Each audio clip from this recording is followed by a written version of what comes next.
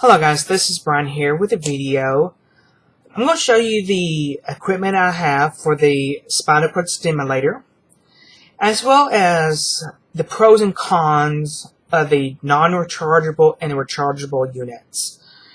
So that's something, if you're getting a spinal cord stimulator, that's something that you really need to think about, because there's pros and cons to each.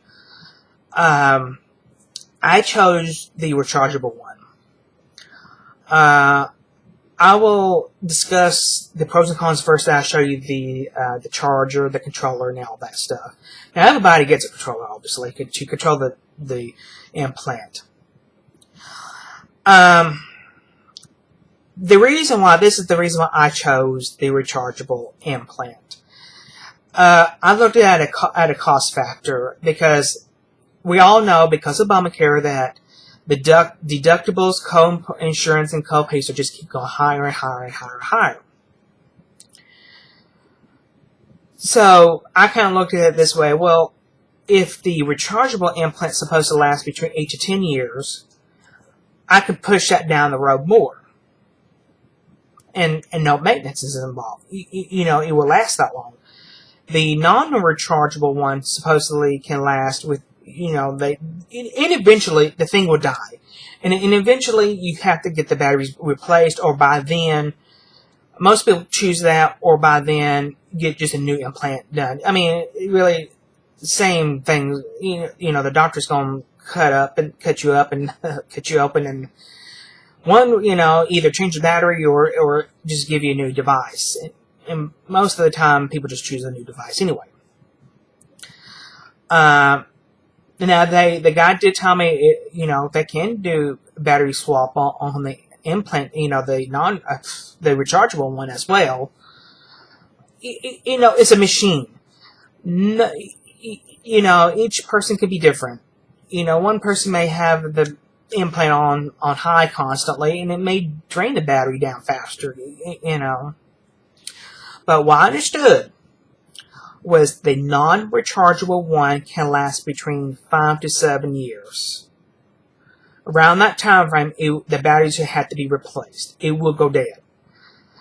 The non-rechargeable one, the guy told me, it can last between 6 to 10 years. The max is 10.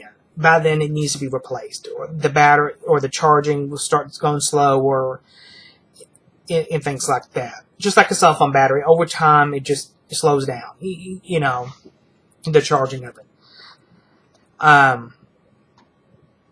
So you gotta think about that. The rechargeable one, you do have to charge it up. Now, I have gone nearly almost a full 2 weeks without charging. Now, when I do that, because I have done that a couple of different times because I was extremely busy, and when you do that, it does take between 5 to 7 hours to charge up. So, to kind of counteract that, you have to find a charging schedule that fits your needs. Charge a couple times a week, and it only charges maybe 2 to 3 hours. But, there's been times that I didn't have time for that. I was extremely busy, or was at home. Life got in the way. When you have a non-rechargeable, you don't have to worry about charging. However, you do if you leave it on, because these are designed to be left on 24 hours a day, 7 days a week. Now, if you leave yours on the highest setting, which it shouldn't be, but, each person's different. If you have it on the highest setting, the batteries will drain faster on the non-rechargeable. So, you could be cutting a year or two off of that, the life of the battery of the implant. So that's what I was worried about. I keep my implant on 24 hours a day, 7 days a week.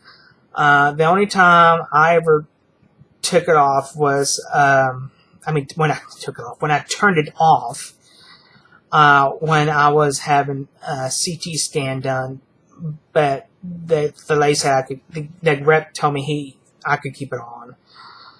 But I turned it off because if I lay flat on the machine, because the machine's flat, it kind of pushes against my nerve, and I feel the pulses. So I knew I was going to be uncomfortable there, so I turned it off. So I went to the dentist and had cleaning done, and as soon as I leaned back flat in that chair, I kind of felt the pulses, and it was not very enjoyable, you know.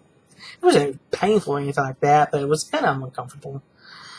Because with my implant, I don't feel the pulses. It's silent pulses unless it's turned up high, or if the spine or the nerve in the spine is pushing against that lead too much, like laying down in the dentist chair. So, you know, if you're active and you travel a lot, you're not home very often, maybe the non-rechargeable unit is good for you. Now, on the other hand, if you don't mind taking time out of your day to charge it up, or like a day or two out of the week, then the rechargeable one is good for you. If you're a person that does not remember where you put things, like a charger, like a cell phone charger, or if you're always on the run, the non-rechargeable one will be good. Because with this, I'm going to show you the equipment to better explain. But there is like a power brick, like a laptop power adapter looking thing. You charge that power brick up, then you unplug it, and then you hook up the charging paddle to it, and that charges your implant. So while you're charging your implant up, you're never plugged into a wall. There is no complete circuit. It can't. The way it's designed, the power adapter or power brick, the battery pack, I should call it. You can't be charging and plugged into an outlet at the same time. The way it's designed, so that's a safety issue. So you never don't be afraid. I mean, don't think that you're gonna be. There's a charging paddle against your skin and you're plugged into an electrical outlet. No, it can't. The way the plugs are designed on the battery pack, you can't do that. So, you know, it takes a good hour to charge up the power brick, then it takes time to charge up you. So, you know, of course, you know, you can leave that charger alone when it charges up the power brick. The thing does come with a belt. I don't wear the belt. I find it, if I place the charging paddle directly over my skin on my back, it charges much better. And I just sit back in the recliner or watch TV or sit here on the computer and play around on the computer, and let it charge up. Now with the charge, because like I said, it comes with a belt. The rep said that he had people who walked outside with it and did whatever because it has a belt. But he said he don't suggest that because if it falls on concrete, it can, even though the little case is inside like a little padded deal, it can still, dropping it on concrete it could damage the battery pack. So, I would not suggest taking it outside. Just wear it around the house. But if you're the type of person that travels a lot and not home, always on the go, you probably would be happier with a non-rechargeable implant.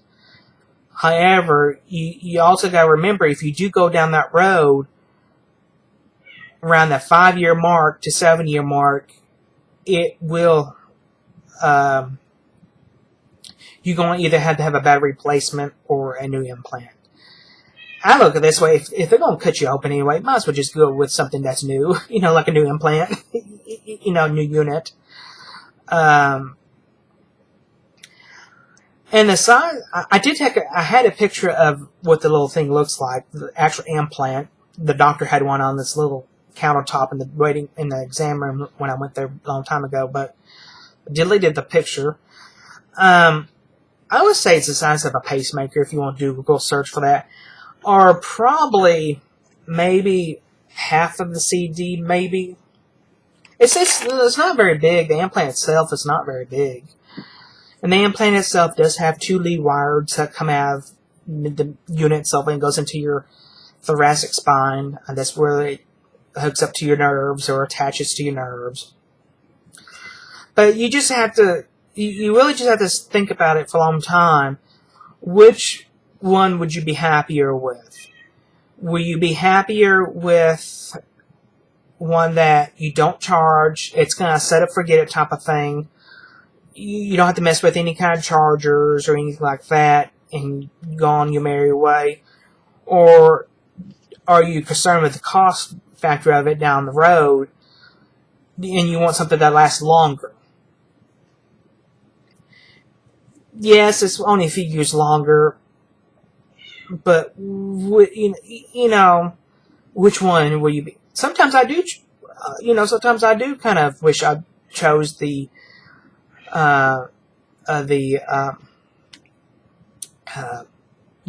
non-rechargeable one. My cat's not very happy, if you can hear her in the background, because she was outside, but it's fixing to be severe weather. That's why I'm kind of trying to look, see if what she's doing back there. But it just really depends. It's nothing to think, it's nothing to, your life is going to end, oh no, I made the wrong decision. It's nothing like that. But a few days I wish I had a non-rechargeable, because, life does get in the way,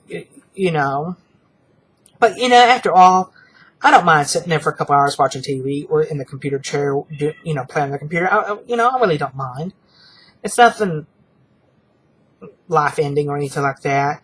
Now, if you're, if you're an elderly person, a person that retired and you on the go and travel a lot on vacations and all that constantly, yeah, I would recommend getting the non-rechargeable one, and so you don't have to worry about losing the charger, losing the person who flies a lot and things like that. So that's, think about that. If you travel a lot for your job and all this, yeah, get the non-rechargeable one. You don't have to lug around the charger whatsoever. So it really depends your lifestyle. I don't travel, so I'm okay to sit here and charge up the implant and things like that. But let me show you. This is the binder. This has all the paperwork in it. The user manual, and the contact information. Has a CD in it. I don't know how well y'all can see this. Has a CD in it on how to use everything, and the warranty information, and the controller information. My implant is made by St. Jude Medical, which is now owned by Abbott Healthcare. Once you do get your implant, they will mail you out a card, a medical ID card that you do need to carry. There's certain metal detectors you can't go through because it's implanted. It tells you about MRIs. Now, with my implant, it is a MRI compatible. However, I cannot have an MRI done exactly over the unit where it's implanted. For instance, since it's in the lower back, I can't have an MRI done in my lower back. Now, if I need an MRI of my brain or the foot or the hand, it's okay. But just can't have it done over that particular area. And I think they do make the non-rechargeable ones. I think those are MRI compatible. I could be wrong. Because I think they did tell me a couple of them, the non-rechargeable ones are not MRI compatible. The different models by different manufacturers. And I did tell them I do want one that is MRI compatible. And so let me show you the controller. The controller comes in a little pouch like this. You do want to keep your controller in the pouch. You don't want it laying around and get scratched up. Now, the rep said the rechargeable implant controllers are kind of outdated versus the non-rechargeable. The non-rechargeable ones are now kind of getting with Bluetooth technology, and they're more fancier. Because I have that one when I'd had the trial. It was Bluetooth. Matter of fact, I think it was just an iPad controller. This kind of looks like it's from the 1990s, really. But this is the controller. I turn it on for you. Now it's going to make racket because it's not, because this is what the paddle is. The controller paddle. Now the controller paddle is not as sensitive as the charging. Meaning this doesn't have to be exactly over the implant. The charger does. So I turn it on and show you what it looks like. Hold on, I don't want you, because it displays the serial number here. See, it's trying to locate the implant. And of course it's not found because it's not about an implant. This is the Prodigy implant model. Model 3856-R. Of course, here's the back of it. They stuck a label on it on the day of the implant, October 2018. And the buttons right here at the top is where you adjust the strength of the implant. And these buttons right here goes through the different programs and power button and back button, the menu button. Let me turn it off here.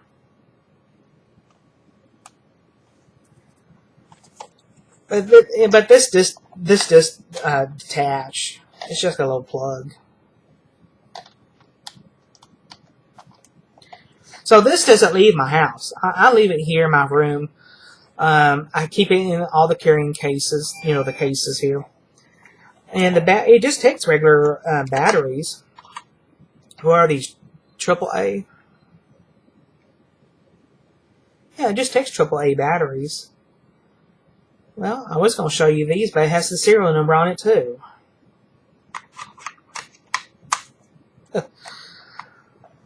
Because that serial number is unique to you. It's on your medical records. I got a copy of those too. Let me see if I can cover up this. Let's cover up the serial number here. And they give you like a little program card to program, give you more information.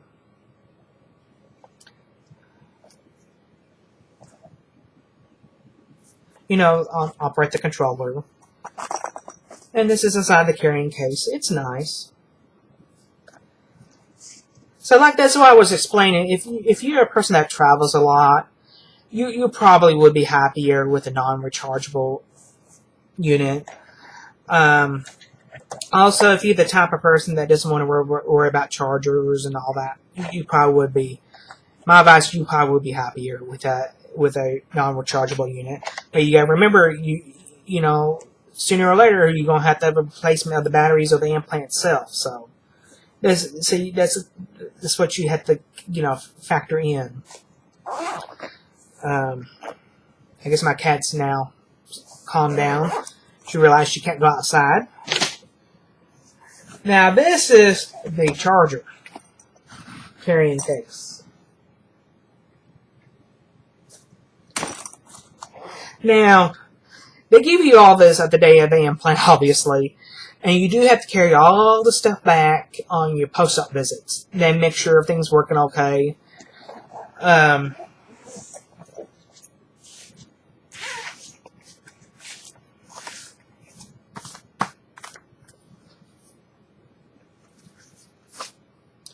this is the more detailed manual for the controller.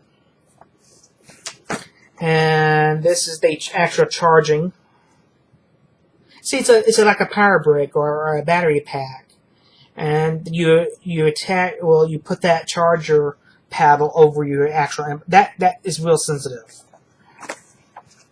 So I'll show you what's in this case.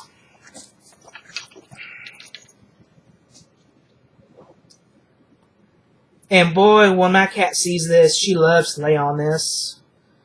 So I try not to let her lay on here.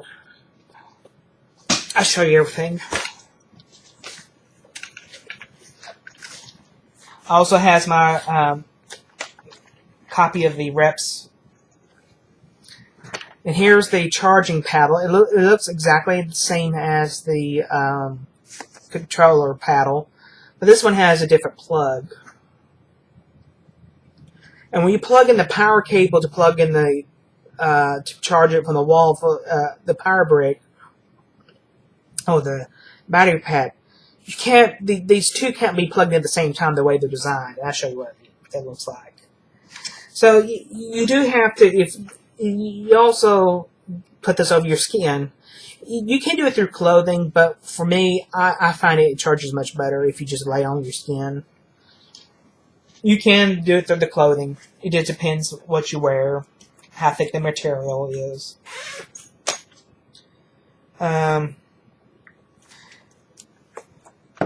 This is the power cable. It's just a regular outlet cable.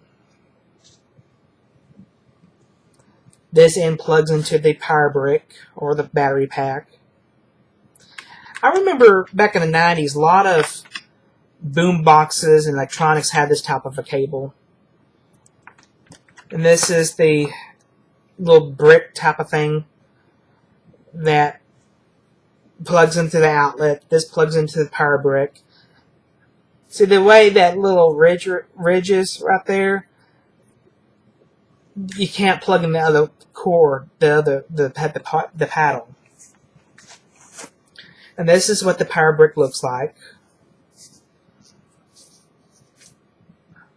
Let me turn it on. Now it's going to make a racket because it's not connected to anything.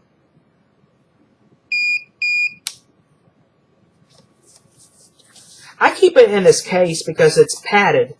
Because let me show you what the thing itself looks like. Because if you drop this, it could damage it, especially on concrete and hardwood floors or what have you.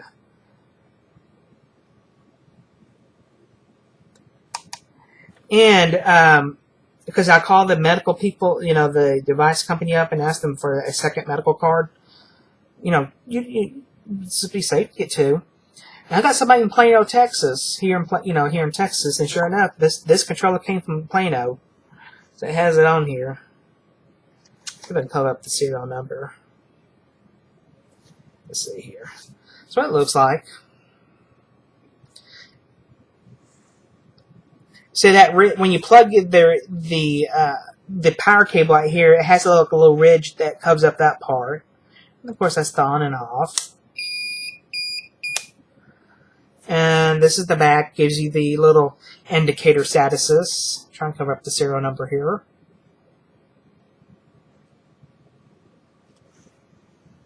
So let me show you what it looks like with the power cable.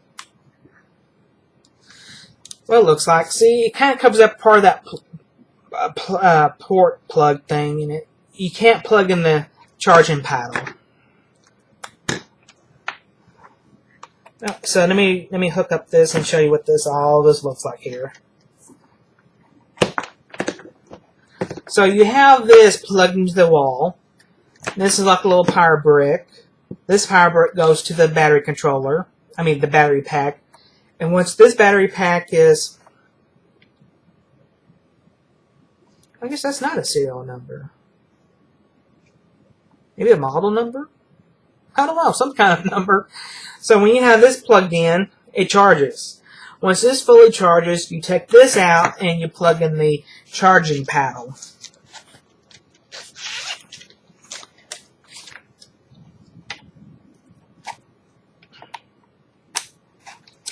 There you go. Of course, you can, lay this on the side, on the armchair, what have you. Or lay it here on the desk. These are not very long, like they should be. It's all tangled up, but somebody's calling me, but they just have to wait. But if you do have any questions, comments, please post them below. So, there's something that you need to think about.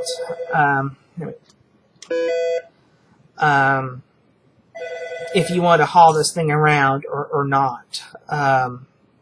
If you travel. Oh, I forgot to show you. This is an emergency stop magnet.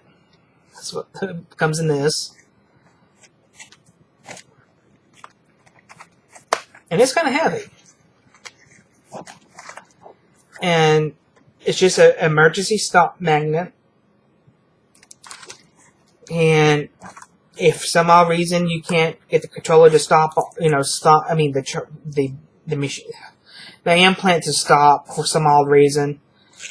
Also, a lot of all emergency rooms in hospitals do have this as well. They need to shut off the machine immediately. It's something, catastrophic that's happening to you, like a heart attack or what have you. So if you have any questions or comments, please post them below.